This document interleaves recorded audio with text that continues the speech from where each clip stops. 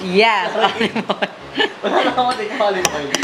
Napagod lang ang mga gay. Ang pangit naman kasi kung sasama ako tapos kumakain sila, tapos ako hindi. Di ba parang tanga naman. Naluto na rin ang hotdog sa mantika. In all fairness, masarap siya ha. Favorite movie is Young Sheldon. That's my sister.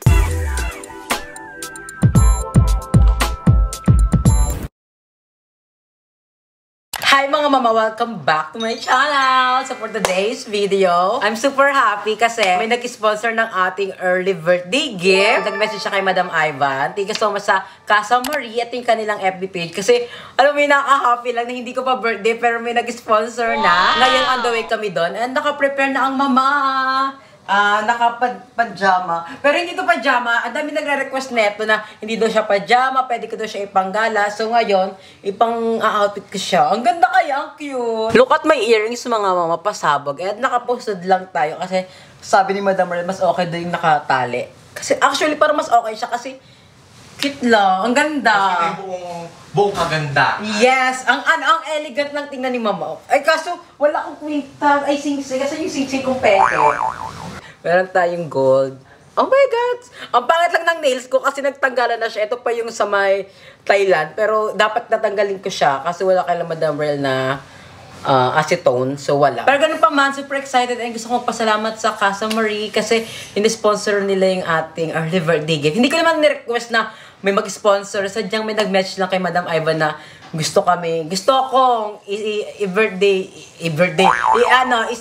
ng early birthday ko. So, thank you so much. I feel so special. Thank you so much. Hindi man ako nakahangad na, alam, may ganyan, may magbigay. Pero, thank you so much kung sino man po yung nagbigay. Actually, meron akong wine sa classmate ko, pero hindi ko pa siya nakakuha. So, baka pag uwi ko na ng Manila. Kaya sa mga gusto mong padala dyan ng wine, baka naman, alam nyo naman, I love wine. Huwag ng alcohol wine na lang. Kasi pag alcohol or beer, sila Madam Iwan makikinabang dyan. Doon kami mag-overnight, tapos magdi-dinner daw muna kami. So, umbongga, diba? Hindi ko na-expect na may pa-dinner sila. Expect ko na may staycation to may pa-dinner. So, update ko na kayo later kapag nasa dinner na tayo. Grabe naman. Napakarami naman ng ano mo. Diyan siya ngayon yung kulay. Parang ang counterpart nito sa amin, sa Tacloban ay... Mabilis lang naman. Elementary pa ako noon, high school. Tagal na yun. Ang galing naman. At parang ulang naman natin. O, yung isang kanin. Ulang yung kanin.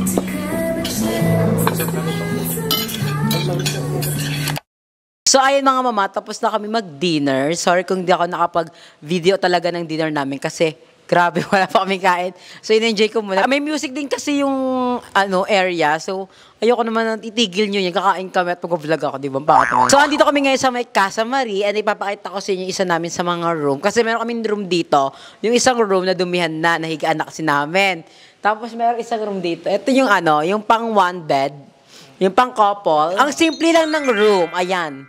Ganito siya ang cute. O, pang dalawang person talaga siya. Oy, maganda pag may jowa ka. Tapos, may bintana, oh. Bintana, tapos may aircon, may kasama rin electric pan, may kasamang TV, then, of course, may drawer sila na pwede nyo ilagay yung gamit yan, patungan. At meron silang kainan, good for 2 person talaga. Bagay kayo mag-jowa. And then, siyempre, meron silang CR. Ayan, ito yung CR nila. Kaya thank you so much, Casa Marie, sa pag-invite. Kasi alam nyo, hindi ko pa birthday pero in-invite yun ako. Grabe yung effort. Ay, ba naman pa ba? Legit? Ay, thank you po. Thank you. Di ba may may leftover? So, ayun, thank you so much, Casa Marie. Ito naman yung second room. Ayan. Yes, family room. Dito si Madam Rel, tulog siya. Ay, nag-aabang siya. Nag-aabang. Isang shocker para sa isang serena. Yes, okay. Ito naman yung room. May dalawang higaan. Tapos, may CR. Ayan, yung CR nila. Pasabog dito. Ang bango, malinis. Ang bait pa ng stop. Then, merong upuan. Para saan to? Pag ganun. Paganto yan. Paganto. Charot lang. Hindi. Paano ba inuupuan ng upuan? Paganto ba? Paganto. Paganon. Charot lang. Hindi. Busog lang, kaya makulit si mama. Si madam, kung saan nakatingin? Alam mo, nadidistract kapag may mga lalaki talaga, no? 2025 na yun pa rin yung weakness mo. Ate Mem lang take over it. Tawagin na ang mga pangunahing panglangahan. Hindi mo kilala yung mga Tapos ito yung ano. Yes. Sorry, distracted ha. Si Madam Ivan kasi. mayaman. Yung aircon nila pang mayaman, mga mama, o pasabog, smart inverter pen. Mag-shot kami may later. Tingnan ko may mapapakita ko sa inyo. Pero ganun pa man. Thank you so much, Casa Marie, sa pag-invite. It's grabe. 5:54 in the morning. Pwede pa rin natutulog. Gusto ko lang munang pasalamat kay Kuya Jet and kay Kuya Jake. Oo, ay ating pangalan nila. Nakalimutan ko na. Inamas na ako kasi nag-shot kami. Ayan, meron akong tirang, Carlo Rossi. Mayroon lang. Ako lang uminom neto. Hindi ko na pinakita yung pag-inom-inom namin ng alak. Kasi syempre, ayoko naman na isipin nyo na lagi akong nag-iinom. Kahit hindi naman ako pala inom talaga. Ngayon lang kasi, di ba, early celebration ng birthday natin. Kaya ayun, ayoko lang pakita kasi parang para saan taas. Ayoko na ipakita yung magalo kasi may mga ibang tao na ayaw nila na napakita sa vlog yung nag-iinom, di ba? Kaya, ayun din. Minsan gusto ko rin maging sensitive. Pero may mga tao din naman na ayaw nila na hindi mo pinapakita lahat. Gusto nila nakita rin yung pag-shot mo. So, hindi tayo lasing ha. Okay kayo, baka sabihin nyo lasing ako. Tipsy lang kasi nga, nakakaantok kasi itong wine. Hindi yung wine, hindi nakakalasing, nakakaantok siya. And as you can see, ako lang mag-isa dito sa kwarto. Dito ako sa may unang room. Yung pang 2-bedroom. Kasi sila Madam Ivan, nandun sila sa kabilang kwarto. Sabi ko, gusto ko mapag-isa. Gusto ko matulog pag-isa. Charot lang. Hindi. Gusto ko lang i-feel yung parang, yung getong vibes. Kasi, tsaka na-request ni Madam Ivan na dito ako matulog. Kasi nga, since, celebration to ng aking birthday, di ba? Papil ko naman na matulog ako sa isang room na ako mag-isa. Kasi never ko pa na-experience yung mamaya natulog ako sa isang room na ako mag-isa. Never ko pa na-experience. Ngayon pa lang. Kaya thank you so much sa Casa Marie sa pag-invite. Na-enjoy ko yung araw na to. Hindi ko man napakita lahat na may eksena. Kasi nga gabi na, madilim. For sure, tomorrow na lang in morning pag maliwanag na. Kasi ayoko din mag-vlog ng madilim. Hindi nyo siya ma-appreciate yung ganda ng lugar. Diyan kami nag-inom sa labas sa may parang chururut, basta ganun. Sobrang saya. Panoorin nyo na sa live ni Madam Ivan kasi nandun yun. Matutulog na ako pero ubusin ko na itong last shot ko ng aking wine. Favorite ko itong Carlo Rossi. 425 lang siya. 455 kasi naka-discount ng 30 pesos. So, 425 ko lang siya nabili. Pero, ang sarap lang itong mga mama. Ito yung binibili ko taga before pa. Tapos yung binibili sa kanila. Kaya like ni Madam Ellie kapag may inuman.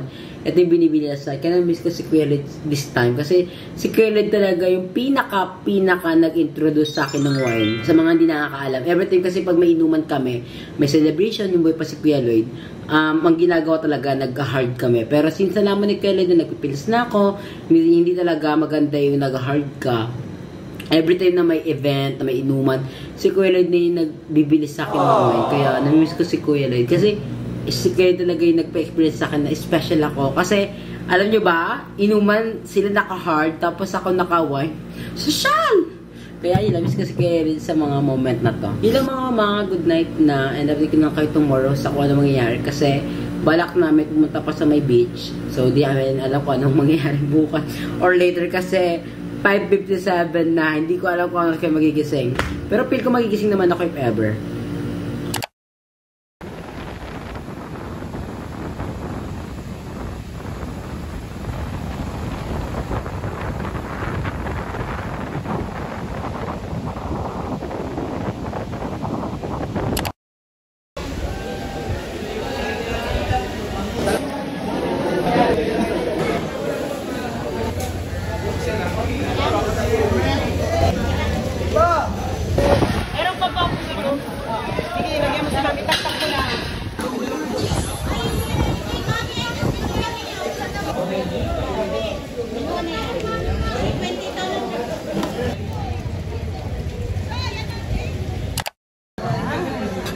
Happy birthday po. Happy birthday!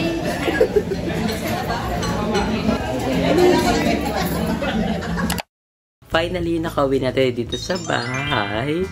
Sorry, parang ang bilis ng pacing, no? Sa vlog ko lang, nasa diet tayo, kumakain tayo sa may bulungan ba yun? Basta, dito kasi sa ating bulungan ang tawag, pero dito sa diet, hindi ko alam kung bulungan ba ang tawag doon. Pero yun nga, after namin kumain, sobrang sarap ng pagkain. Grabe na-enjoy ko. Tapos after namin kumain, umuwi na kami. Bumiyahin na kami pauwi ng Manila. Grabe yung yung ulan. Super, 9 hours yung biyahe namin. Sakit ng likod ko talaga. Tapos, pagka-uwi ko dito, natulog na ako. Di na ako nakapag-update pa na kung ano eksena. Kasi nga, pagod ako sa biyahe. Parang akong lalagnatin. Kasi nga, napagod ako sa biyahe. First time ko yung 9 hours. Pero naman, nag-stop over naman kayo para kumain, para umihi, ganun. So, yun na lang. Happy naman ako sa naging experience ko. Sana makabalik ako sa diet kasi sobrang saya. Madami pa pala akong hindi napupuntahan doon. And thank you din pala sa Casa Marie sa pag-invite. Na-enjoy ko talaga. Hindi ko napakita lahat pero panoorin nyo na sa channel ni Madam Ivan yan. Kasi nag-vlog din naman siya. So, panoorin sa channel niya yan. And kay Kuya Eric and kay Kuya Jet, sobrang thank you. Kasi ang sarap talaga na pagkain sa may sa may doon yung kinain namin mga seafood. Sobrang sarap mo, ibang level. Tapos yung sabaw worth it talaga. Pasabog. Panoorin nyo sa inyo na kasi doon lahat yun. Yun mga mama, thank you so much for watching and I'll see you on my next vlog. Bye! Grabe ang mukha ko, kagising ko pa lang yan. Bye!